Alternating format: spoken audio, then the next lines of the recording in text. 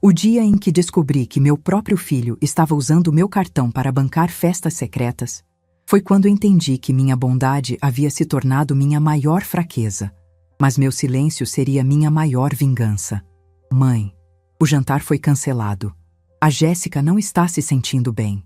Essas foram as palavras que meu filho Diego me disse numa quinta-feira à tarde, 3 dias antes do que seria a comemoração do aniversário de 32 anos dele. Palavras que pareciam inocentes, mas que escondiam a maior traição que uma mãe pode receber do próprio filho. Meu nome é Marisa, tenho 63 anos e durante décadas da minha vida acreditei que bondade e generosidade eram virtudes que sempre voltavam em forma de gratidão e respeito. Estava completamente enganada. Minha bondade havia se tornado minha maior fraqueza. E meu dinheiro, o único motivo pelo qual ainda fazia parte da vida do meu filho. Diego tem 32 anos, é casado com Jéssica há 4 anos e sempre foi o centro da minha vida. Desde que enviuvei há 15 anos, quando meu marido morreu de infarto aos 51 anos, dediquei cada centavo, cada minuto, cada gota de suor para garantir que meu único filho tivesse uma vida melhor que a minha. Paguei faculdade particular, ajudei na entrada da casa onde eles moram, sempre estava presente em cada momento importante. Quando Diego me ligou naquela quinta-feira, eu estava organizando as compras para fazer a sobremesa que sempre levava nas comemorações deles. Um pavê de chocolate que era o favorito dele desde criança. Havia comprado ingredientes caros, tudo para fazer algo especial para o aniversário dele. A voz dele soava estranha ao telefone, meio nervosa, como quando era pequeno e havia feito alguma arte na escola. Disse que Jéssica estava com dor de cabeça forte, que não queria receber visitas, que seria melhor deixar para outro momento. Eu até ofereci para levar um chá de camomila que sempre preparava quando ela não estava bem, mas ele foi categórico. Não precisava, era melhor eu não aparecer mesmo. Fiquei preocupada, obviamente. Nunca haviam cancelado uma comemoração de aniversário. Jéssica sempre fazia questão de jantar elaborado, mesa posta, tudo muito organizado para o aniversário do Diego. Era estranho cancelarem assim, de última hora, principalmente porque na semana anterior ela havia comentado que estava preparando uma surpresa especial para ele. No sábado, dia em que seria a comemoração, acordei com aquela sensação ruim que mãe tem quando algo não está certo. Não conseguia tirar da cabeça a conversa estranha de quinta-feira. Decidi passar no mercado, perto da casa deles, para comprar algumas frutas e aproveitar para deixar na porta, só para mostrar que estava pensando neles. Mas quando cheguei na rua onde eles moram, vi uma cena que gelou meu sangue. Vários carros estacionados em frente à casa deles, movimento de pessoas subindo e descendo com sacolas, balões coloridos sendo carregados para dentro do portão. Meu coração começou a bater descompassado. Aquilo não parecia a casa de gente doente. Resolvi me aproximar. Precisava ver com meus próprios olhos o que estava acontecendo. Caminhei até a frente da casa. Minhas mãos tremiam. Uma parte de mim ainda esperava encontrar uma explicação inocente, que talvez fossem os vizinhos fazendo festa, que talvez eu estivesse enxergando coisas onde não havia. Quando cheguei na frente do portão, escutei música. Não era música baixa de quem está descansando em casa. Era música animada, risadas altas, barulho de festa. O som vinha exatamente de dentro da casa do Diego. Fiquei parada na frente da porta por alguns minutos, tentando processar o que estava acontecendo. Meu filho havia me dito que o jantar estava cancelado porque Jéssica não estava bem. Mas claramente havia uma festa acontecendo ali dentro. Uma festa para a qual eu não havia sido convidada. Toquei a campainha. O barulho parou imediatamente, como se alguém tivesse desligado o som de uma hora para outra. Escutei passos apressados, sussurros, movimentação estranha do outro lado da porta. Depois de uma eternidade, Diego abriu a porta com uma expressão que jamais esquecerei. Era uma mistura de susto, culpa e desespero. Atrás dele, consegui ver a sala decorada com balões coloridos, mesa posta com salgadinhos sofisticados, taças de champanhe, pessoas bem vestidas tentando se esconder da minha vista. Era claramente uma festa de aniversário, a festa que havia sido cancelada porque Jéssica estava doente. Diego tentou gaguejar uma explicação. Disse que eram só alguns amigos que apareceram de surpresa, que não era nada planejado, que Jéssica havia melhorado de repente. Mas eu não sou idiota. 63 anos de vida me ensinaram a reconhecer mentira quando vejo uma. Aquela festa havia sido planejada nos mínimos detalhes, e eu havia sido deliberadamente excluída. Jéssica apareceu atrás dele, perfeitamente arrumada, maquiada, cabelo feito, usando um vestido caríssimo que eu tinha certeza de nunca ter visto. Ela me cumprimentou com aquele sorriso falso que eu conhecia bem, dizendo que realmente havia melhorado muito rápido e que os amigos insistiram para fazer uma surpresa pequena. Olhei para aquela cena e senti algo se partindo dentro de mim. Não era apenas a festa secreta. Era a descoberta de que meu próprio filho era capaz de me olhar nos olhos e mentir descaradamente. Era saber que eu me tornara tão irrelevante na vida dele que eles preferiam me enganar a simplesmente dizer que queriam comemorar sem mim. Disse apenas que estava passando para ver como Jéssica estava, já que Diego havia ficado muito preocupado no telefone. O constrangimento deles era palpável. Alguns convidados que conseguiam me ver da porta tentavam disfarçar. Outros simplesmente pararam de conversar. Era uma situação tão absurda que seria cômica se não fosse tão humilhante. Saí de lá sem fazer escândalo. Simplesmente disse que ficava feliz em saber que Jéssica estava melhor e que passaria para visitá-los outro dia. Diego tentou falar alguma coisa, mas eu já estava andando em direção ao ponto de ônibus. Minha dignidade não permitia que eu ficasse ali mais um segundo. No caminho para casa, parei num caixa eletrônico para verificar meu saldo. Tinha uma sensação estranha, como se algo mais estivesse errado além da festa secreta. Quando o papel saiu e vi o valor, quase desmaiei. Minha conta estava com quase R$ 2.000 a menos do que deveria estar. Corri para casa e peguei todos os extratos dos últimos dias, e foi aí que descobri a verdade completa. Compras caras em mercados gourmet, casa de festas, floricultura, loja de bebidas importadas, até salão de beleza. Tudo pago com meu cartão, tudo nos últimos 15 dias. Eles haviam usado meu próprio dinheiro para bancar uma festa da qual me excluíram. Naquele momento, olhando para aqueles comprovantes, entendi que não era apenas sobre dinheiro. Era sobre respeito. Era sobre dignidade. Era sobre descobrir que meu filho me via apenas como uma fonte de recursos, não como mãe, não como pessoa.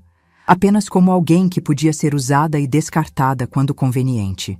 Sentei na minha cama e, pela primeira vez em 15 anos de viuvez, chorei. Não de tristeza, mas de raiva. Raiva de mim mesma por ter sido tão cega, raiva dele por ter me traído dessa forma, raiva por ter desperdiçado tanto dinheiro e tanto amor em alguém que não merecia nem um centavo da minha aposentadoria. Mas depois das lágrimas, veio algo que eu não sentia há muito tempo: determinação. Diego achava que podia me usar sem consequências, que eu era uma velha boba que aceitaria qualquer coisa para não perder o filho. Ele estava prestes a descobrir que se enganou completamente sobre quem era sua mãe. Depois de descobrir que Diego havia gastado quase R$ 2.000 do meu cartão para bancar a festa da qual me excluiu, passei a noite inteira sem dormir. Ficava olhando para o teto, repassando cada detalhe daquela descoberta cruel. Não conseguia tirar da cabeça a imagem dele na porta da casa, mentindo na minha cara com a maior naturalidade. Na manhã de domingo, acordei com uma determinação que não sentia há anos. Peguei todos os extratos dos últimos meses e comecei a analisar cada compra com lupa. O que descobri foi ainda pior do que imaginava. Não eram apenas os gastos dos últimos 15 dias. Havia uma série de compras pequenas ao longo de meses que eu não havia percebido porque vinham diluídas entre meus próprios gastos. Restaurantes caros em datas que ele dizia estar trabalhando até tarde. Posto de gasolina com valores absurdos para quem alegava estar sem dinheiro para combustível. Farmácia com compras de R$ 200 quando ele pedia dinheiro emprestado para remédio de pressão da Jéssica. Tudo calculado, tudo planejado para que eu não percebesse o padrão. Quando terminei de somar tudo, o total chegava a mais de R$ 5.000 nos últimos 6 meses. R$ 5.000 que ele havia roubado porque não havia outro nome para aquilo, enquanto eu economizava até no supermercado para sempre ter dinheiro disponível quando ele precisasse. O telefone tocou por volta das 10 da manhã. Era Diego. Meu primeiro impulso foi não atender, mas precisava ouvir o que ele tinha a dizer. Sua voz estava nervosa, diferente do tom seguro de sempre. Disse que queria conversar comigo, explicar a situação, que havia uma justificativa para tudo. Perguntei diretamente se ele havia usado meu cartão para pagar a festa de ontem. O silêncio do outro lado da linha durou uma eternidade. Quando finalmente respondeu, foi com uma voz trêmula que eu não reconhecia. Admitiu que sim, que havia usado, mas que pretendia me contar depois da festa. Essa resposta me atingiu como um soco no estômago. Não era apenas o uso não autorizado do cartão. Era a frieza do planejamento. Ele havia calculado exatamente quando usar meu dinheiro, quando mentir sobre o cancelamento da festa, quando me excluir da comemoração que eu estava pagando. Disse para ele que conversaríamos pessoalmente na segunda-feira e desliguei. Passei o resto do domingo pesquisando na internet sobre meus direitos, sobre casos similares, sobre o que fazer quando se é vítima de abuso financeiro por parte de familiares. O que descobri me abriu os olhos definitivamente. Havia centenas de casos de filhos que abusavam financeiramente dos pais, principalmente mulheres viúvas como eu. Li histórias de mães que perderam suas casas, que ficaram na miséria, que foram abandonadas pelos filhos depois que o dinheiro acabou. Também descobri que, legalmente, Diego havia cometido um crime. Mesmo sendo meu filho, usar meu cartão sem autorização para gastos pessoais era considerado estelionato.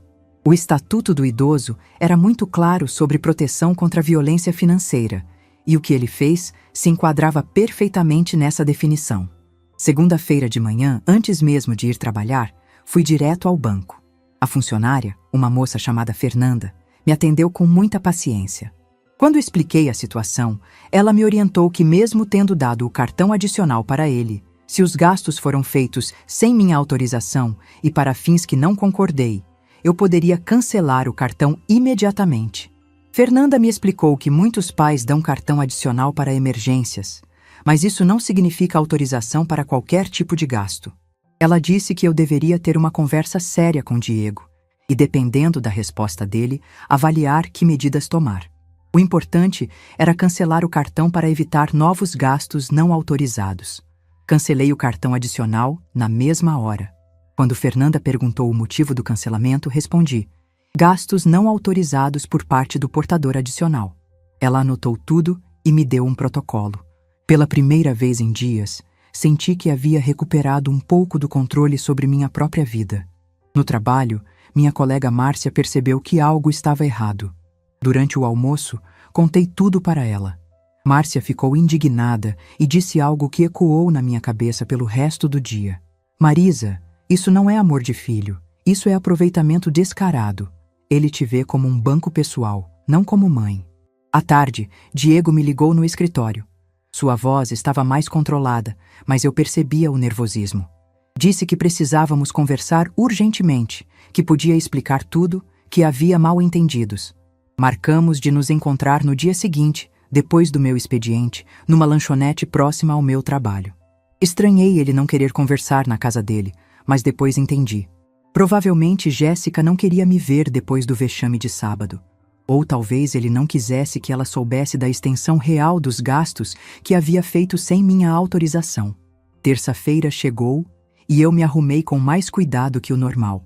Escolhi uma roupa mais séria, que me desse autoridade. Sabia que aquele encontro seria decisivo para o futuro da minha relação com Diego, e eu precisava mostrar que não era mais a mãe ingênua que ele pensava conhecer. Cheguei na lanchonete alguns minutos antes do horário marcado.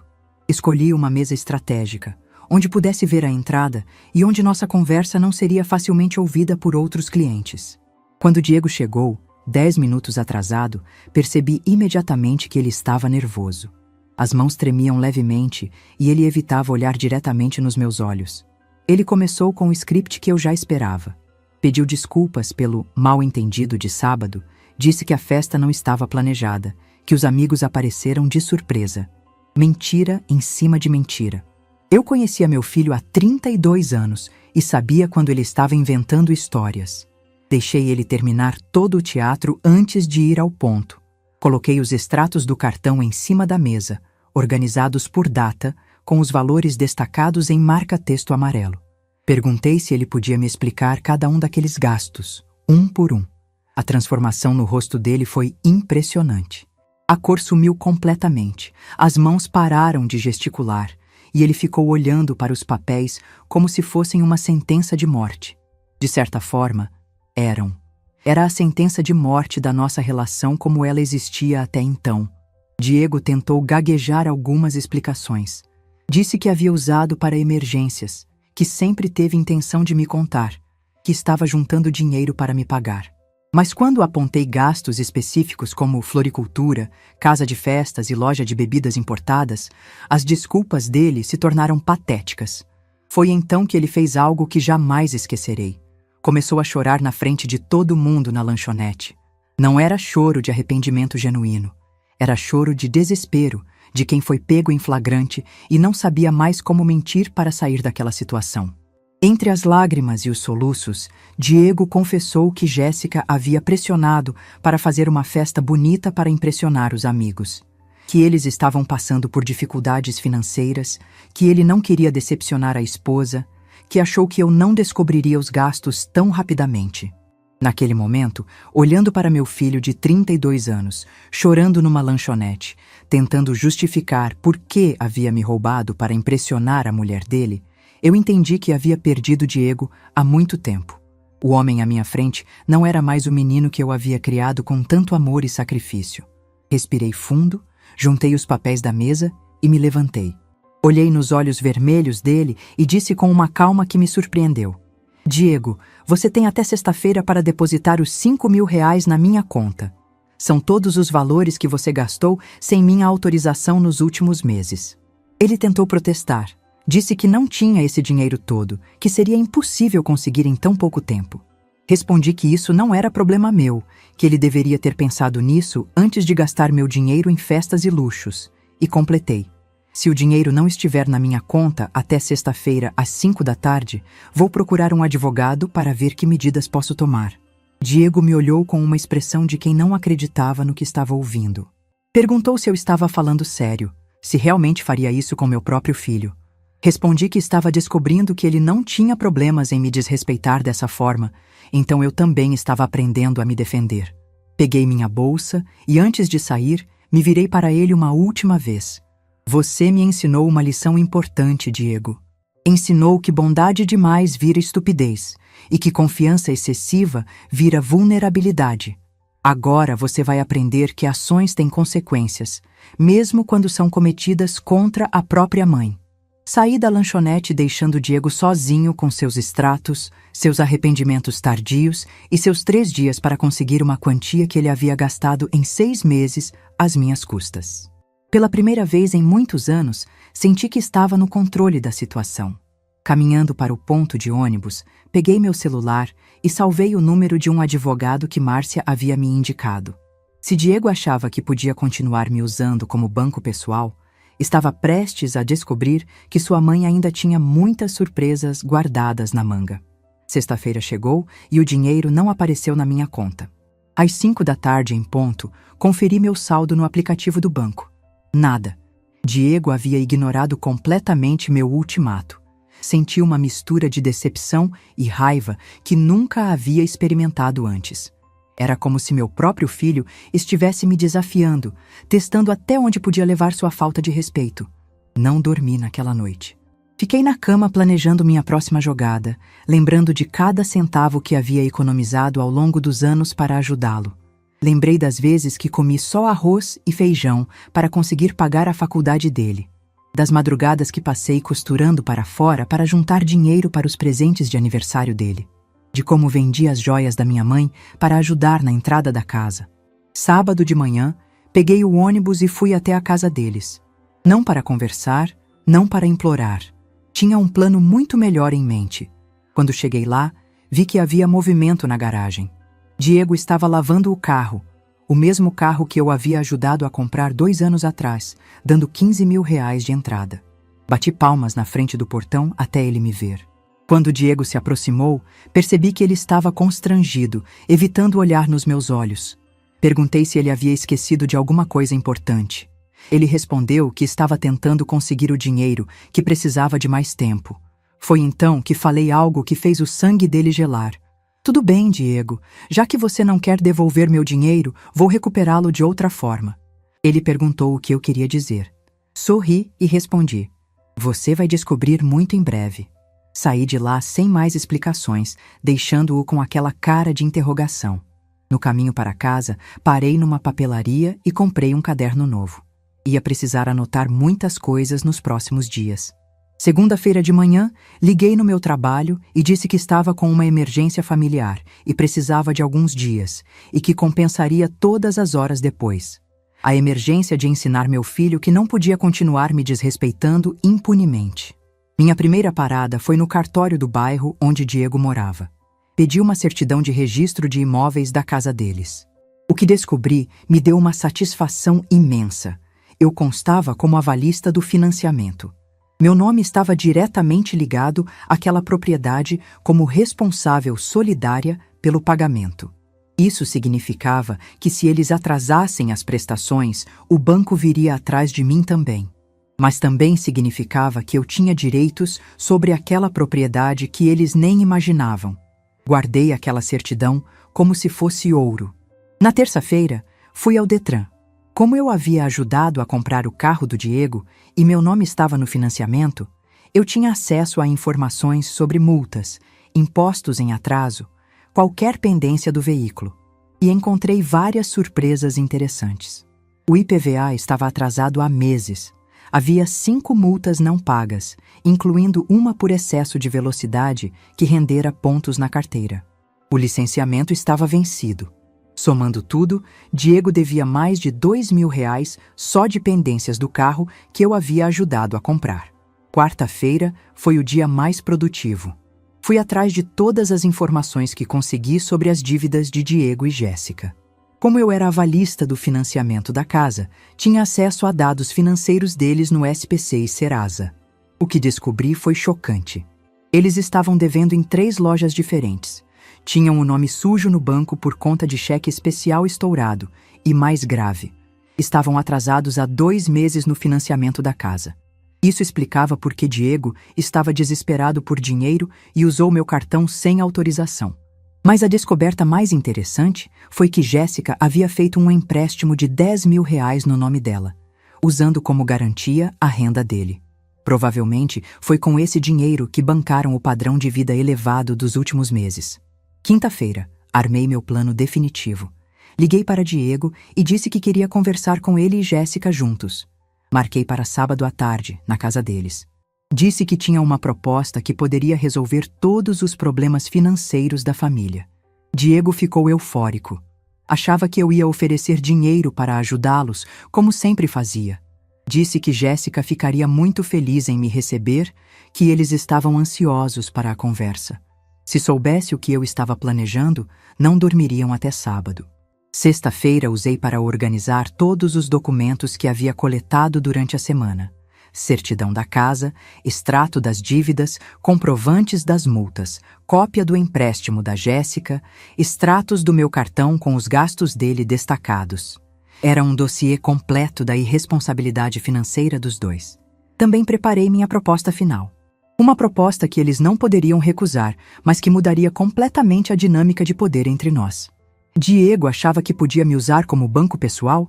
Ia descobrir que bancos cobram juros e têm garantias. Sábado chegou ensolarado. Me arrumei com esmero, escolhi minha roupa mais elegante, me maquiei como não fazia há meses. Queria estar impecável para aquela apresentação. Peguei minha pasta com todos os documentos e segui para a casa que eu havia ajudado a comprar. Quando cheguei, Diego me recebeu com um sorriso que não via há anos. Jéssica estava mais simpática que o normal, até ofereceu café e biscoitos. Era óbvio que eles esperavam que eu fosse resolver os problemas financeiros deles com minha aposentadoria e economias. Sentamos na sala e Diego começou a falar sobre as dificuldades que estavam passando. Como era difícil manter a casa, o carro, o padrão de vida que queriam ter. Jéssica complementou dizendo que às vezes se arrependiam de ter comprado casa tão cedo, que talvez tivessem sonhado alto demais. Escutei tudo com paciência, balançando a cabeça de forma compreensiva. Quando eles terminaram o teatro, abri minha pasta e coloquei o primeiro documento em cima da mesa. O extrato do meu cartão com todos os gastos destacados. Disse calmamente: antes de conversarmos sobre ajuda financeira, preciso que vocês me expliquem isso aqui. O clima mudou instantaneamente. Diego ficou vermelho e Jéssica começou a olhar para os lados, procurando uma saída. Então coloquei o segundo documento, a certidão da casa mostrando que eu era avalista. Expliquei que isso significava que se eles não pagassem as prestações, eu seria cobrada pelo banco. E como eu não pretendia pagar por uma casa onde não morava, isso se tornava um problema. O terceiro documento foi o extrato do SPC, mostrando todas as dívidas deles. Diego tentou justificar, disse que era passageiro, que iam conseguir se organizar, mas quando coloquei o quarto documento, o comprovante de que estavam atrasados no financiamento há 2 meses, o silêncio foi total. Por último, coloquei na mesa o documento do empréstimo de R$ 10.000 da Jéssica. Perguntei onde estava esse dinheiro, já que claramente não havia sido usado para quitar as dívidas da casa. Jéssica começou a gaguejar. Disse que havia usado para emergências familiares. Foi então que fiz minha proposta final, a proposta que mudaria tudo. Vocês têm 2 opções. Primeira, pagam os R$ 5.000 que me devem até segunda-feira, quitam todas as dívidas atrasadas e nunca mais pedem dinheiro emprestado. Segunda, eu pago todas as dívidas de vocês, inclusive o financiamento da casa, mas em troca vocês me vendem a casa pelo valor das dívidas e se mudam. O silêncio que se seguiu foi ensurdecedor. Diego e Jéssica se entreolharam como se não acreditassem no que estavam ouvindo. Jéssica foi a primeira a reagir. Disse que eu estava sendo injusta, que família não fazia isso com família. Respondi que família também não roubava a família, não mentia para a família, não usava a família como banco pessoal. Que eu havia passado anos sendo usada por eles e que agora era minha vez de estabelecer as regras do jogo. Diego tentou argumentar que eles não tinham como conseguir R$ 5.000 em 2 dias.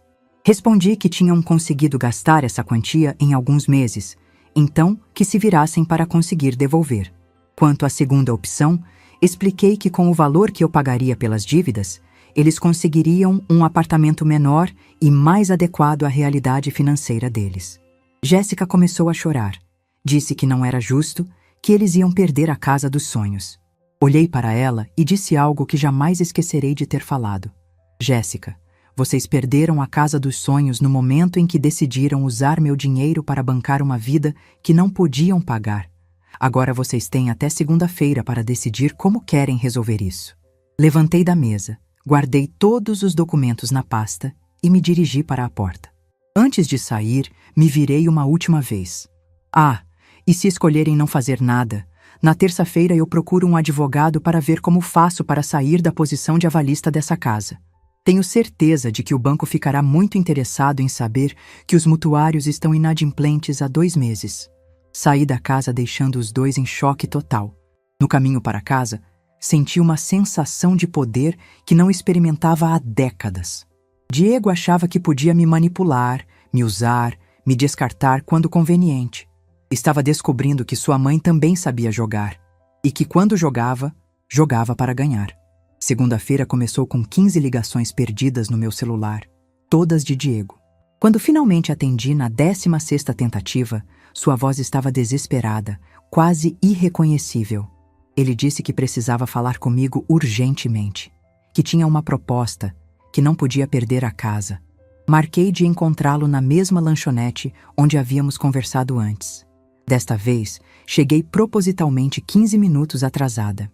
Queria que ele sentisse o gosto de esperar, de ficar ansioso, de não ter controle sobre a situação.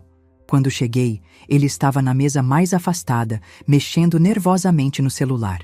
Diego começou a falar antes mesmo de eu me sentar. Disse que havia passado o fim de semana inteiro conversando com Jéssica, que eles estavam dispostos a se esforçar para pagar os R$ 5.000, mas precisavam de mais tempo. Pediu 60 dias de prazo, prometeu que pagariam com juros, que nunca mais me pediriam dinheiro. Olhei para ele com a mesma expressão que usaria para observar um inseto interessante. Respondi que o prazo havia vencido, que segunda-feira significava segunda-feira, não segunda-feira daqui a 2 meses, que se ele não tinha o dinheiro, automaticamente a segunda opção entrava em vigor. Diego começou a chorar. Não era choro manipulativo como da vez anterior. Era desespero genuíno. Disse que a casa era o sonho da vida dele, que eles haviam investido tanto naquele lugar, que não sabiam onde iam morar. Por um momento, senti meu coração amolecer. Era meu filho, afinal. O menino que eu havia criado sozinha depois que o pai morreu. Mas então, lembrei de todas as noites que passei sem dormir, preocupada com minhas finanças depois de descobrir os gastos não autorizados. Lembrei da humilhação de ser excluída da festa que eu mesma paguei. Disse para Diego que ele deveria ter pensado nas consequências antes de gastar meu dinheiro em coisas desnecessárias. Que ações tinham resultados e que agora ele estava colhendo o que havia plantado. Expliquei que com o valor que eu pagaria para quitar as dívidas da casa, eles conseguiriam um apartamento menor e recomeçar sem dívidas. Diego tentou argumentar que isso não era justo, que ele era meu único filho, que eu não podia destruir a vida dele por causa de um mal-entendido.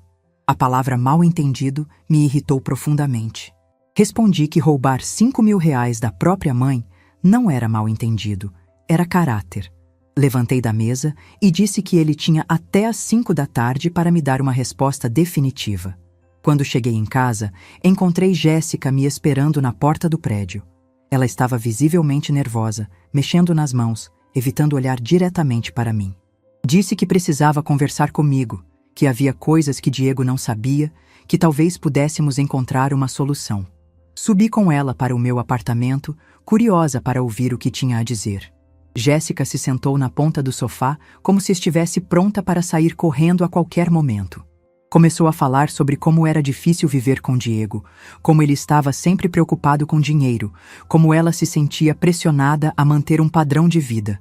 Foi então que ela soltou a bomba. O empréstimo de R$ 10.000 não havia sido usado para emergências familiares. Ela havia gastado 7.000 em roupas, sapatos, bolsas e tratamentos de beleza. Os outros 3.000 foram usados para pagar dívidas de cartão de crédito que Diego nem sabia que existiam.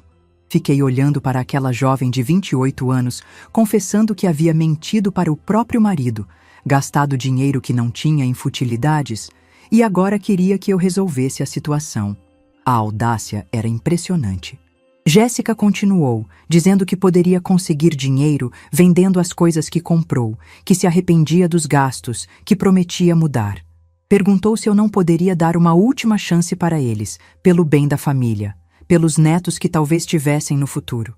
Respondi que ela deveria ter pensado na família antes de mentir para o marido e gastar dinheiro emprestado em luxos desnecessários. Que se ela queria vender as coisas para conseguir dinheiro, era problema dela, mas que isso não mudaria minha decisão. Jéssica, então, mudou de estratégia.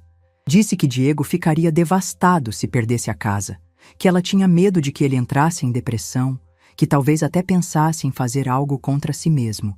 Era chantagem emocional pura, tentando usar meu amor de mãe contra mim. Olhei para ela e senti uma raiva fria que nunca havia experimentado. Disse que se ela estava realmente preocupada com o bem-estar de Diego, deveria ter pensado nisso antes de gastar dinheiro que não tinha e antes de pressionar ele a me roubar para bancar festas. Jéssica saiu do meu apartamento chorando, mas eu não senti nem um pingo de pena. Ela havia tentado me manipular usando meu próprio filho como moeda de barganha. Se havia algo que eu não tolerava, era manipulação emocional. Às 3 da tarde, Diego me ligou. Sua voz estava derrotada, sem energia. Disse que eles haviam tentado conseguir um empréstimo no banco, mas foram negados por causa do nome sujo. Tentaram pedir dinheiro emprestado para amigos e parentes, mas ninguém tinha essa quantia disponível. Perguntei qual era a decisão deles. Diego suspirou profundamente e disse que aceitavam a segunda opção, que eu quitasse as dívidas da casa e eles me venderiam o imóvel. Mas pediu um prazo de 3 meses para encontrar outro lugar para morar. Respondi que daria 2 meses, não 3. E que durante esses 2 meses, eles pagariam um aluguel simbólico de R$ 500 mensais para mim. Não era por necessidade financeira, era para estabelecer a relação de inquilino e proprietário. Diego aceitou sem questionar. Estava tão derrotado que qualquer condição parecia aceitável. Marcamos para quarta-feira para ir ao cartório e oficializar a transação. Eu quitaria as dívidas e eles me transfeririam a propriedade. Terça-feira foi dia de providências práticas. Fui ao banco para organizar o pagamento das dívidas, conversei com um advogado para garantir que todos os documentos estariam corretos e comecei a pensar no que faria com minha nova propriedade. A verdade é que eu não queria morar naquela casa. Havia memórias demais e, além disso, era muito grande para uma pessoa sozinha. Minha intenção era vender assim que Diego e Jéssica saíssem e usar o dinheiro para garantir uma aposentadoria mais confortável. Quarta-feira chegou nublado, como se o tempo estivesse refletindo o humor da situação. No cartório, Diego e Jéssica estavam pálidos, assinando documentos como se estivessem assinando a própria sentença de morte. Eu, por outro lado, me sentia estranhamente em paz. Quando o oficial do cartório declarou que a transferência estava concluída, vi lágrimas nos olhos de Jéssica. Diego apenas olhava para o chão, como se não conseguisse acreditar no que havia acontecido. Eu era agora a proprietária oficial dos direitos da casa onde eles moravam. Saindo do cartório, Diego tentou uma última conversa. Perguntou se eu realmente achava que estava fazendo a coisa certa, se não sentia remorso por tirar a casa do próprio filho. Respondi que sentia remorso sim, mas não por estar fazendo aquilo. Sentia remorso por ter demorado tanto para abrir os olhos. Nos dias seguintes, algo interessante começou a acontecer. Diego passou a me ligar todos os dias, não para pedir dinheiro ou favores, mas apenas para conversar. Era como se ele finalmente tivesse entendido que não podia mais me tratar como garantida. Jéssica, por outro lado, parecia ter desenvolvido uma aversão total a mim. Quando eu passava na casa para verificar alguma coisa ou apenas para lembrar que aquela propriedade era minha, ela mal me cumprimentava. O respeito havia chegado através do medo, não do amor, mas havia chegado. 2 semanas depois da transferência, recebi uma ligação inesperada. Era de uma imobiliária, perguntando se eu tinha interesse em vender a casa. Aparentemente, um cliente deles estava interessado especificamente naquele imóvel e estava disposto a pagar um valor de direitos acima do mercado e assumir as parcelas. A proposta era tentadora. Com o dinheiro da venda, eu poderia comprar um novo apartamento. Seria minha independência financeira definitiva, minha garantia de nunca mais depender de ninguém. Conversei com Diego sobre a possibilidade de venda. Expliquei que ele e Jéssica teriam que se mudar antes do prazo de 2 meses que havíamos combinado. Diego perguntou se eu daria alguma parte do dinheiro da venda para eles, como uma ajuda para o novo começo. A pergunta me deixou sem palavras. Mesmo depois de tudo que havia acontecido, mesmo tendo perdido a casa por causa da própria irresponsabilidade, Diego ainda achava que tinha direito ao meu dinheiro. Respondi que eles receberiam exatamente o que mereciam, nada além do prazo para encontrar outro lugar. Foi nesse momento que entendi completamente como meu filho me via. Não como mãe, não como pessoa, mas como uma fonte inesgotável de recursos. E também entendi que minha função de mãe bancária havia acabado definitivamente. Aceitei a proposta da imobiliária. A venda seria concretizada em 30 dias e Diego e Jéssica teriam que sair até lá. Quando comuniquei a decisão, Jéssica teve um ataque de nervos. Gritou que eu estava sendo cruel, que estava destruindo a família. Respondi calmamente que quem havia destruído a família eram eles, quando decidiram mentir e me desrespeitar. Que eu estava apenas colhendo os frutos de uma semente que eles mesmos plantaram. Diego, por sua vez, pareceu aceitar a situação com uma resignação que me surpreendeu. Talvez finalmente tivesse entendido a gravidade do que havia feito. Ou talvez apenas estivesse calculando como conseguir dinheiro de mim no futuro. Mas uma coisa ele havia aprendido com certeza. Sua mãe não era mais a mulher submissa que aceitava qualquer coisa em nome do amor maternal. Era uma mulher que sabia se defender, que conhecia seus direitos e que não tinha medo de usá-los. No último fim de semana antes da mudança deles, Diego apareceu no meu apartamento. Não pediu dinheiro, não fez chantagem emocional. Apenas disse que havia aprendido uma lição importante e que esperava que um dia pudéssemos reconstruir nossa relação em bases mais saudáveis. Olhei para meu filho e vi, pela primeira vez em muito tempo, um vislumbre do homem que eu havia tentado criar. Talvez a perda da casa fosse exatamente o que ele precisava para amadurecer. Talvez eu tivesse feito mais por ele ao dizer não do que em todos os anos em que disse sim. Respondi que também esperava isso, mas que qualquer reconstrução teria que ser baseada em respeito mútuo, não em dependência financeira. Que ele era bem-vindo na minha vida como filho, mas não como sanguessugo.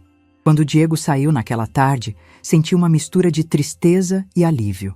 Tristeza pela relação que havíamos perdido, mas alívio pela mulher que eu havia encontrado. Uma mulher que finalmente havia aprendido a se valorizar, a se respeitar e a exigir o mesmo dos outros. A venda da casa foi concretizada na segunda-feira seguinte. Com o dinheiro, comprei um apartamento lindo de 2 quartos num bairro bacana. Pela primeira vez em décadas, eu tinha segurança financeira total e, mais importante, paz de espírito.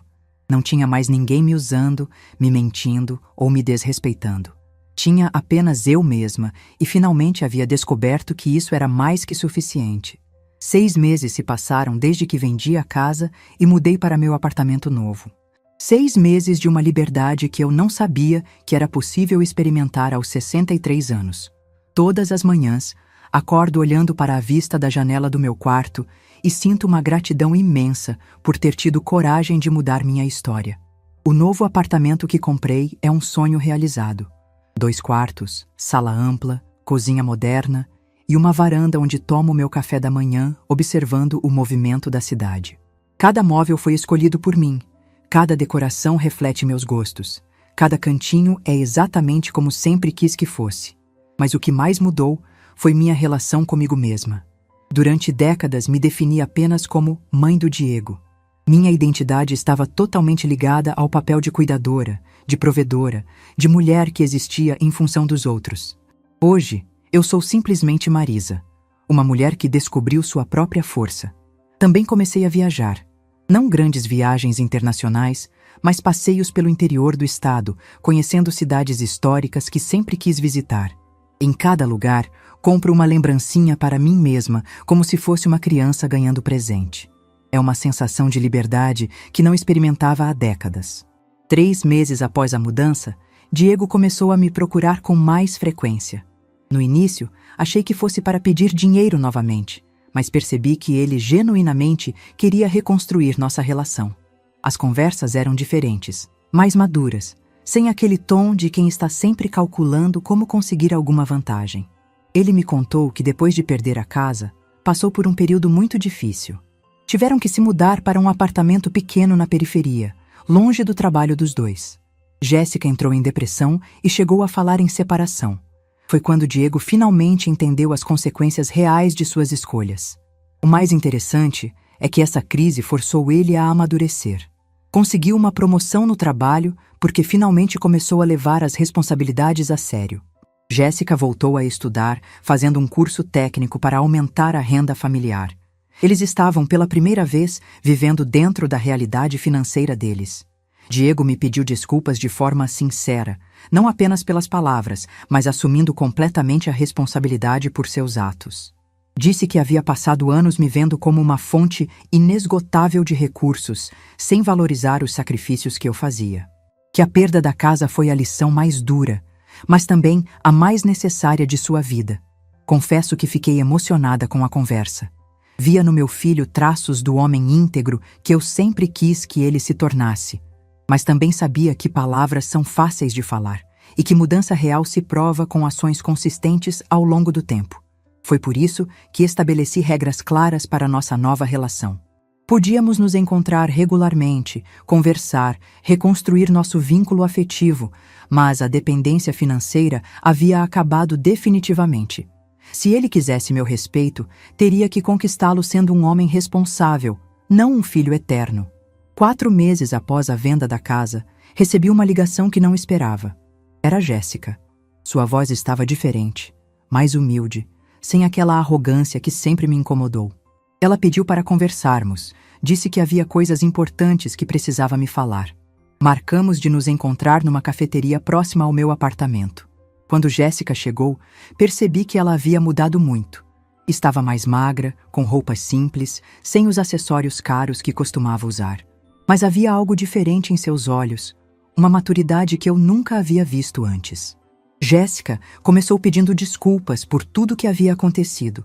Reconheceu que havia pressionado Diego a manter um padrão de vida que eles não podiam pagar, que havia mentido sobre o empréstimo, que havia tratado mal a sogra que sempre a ajudou.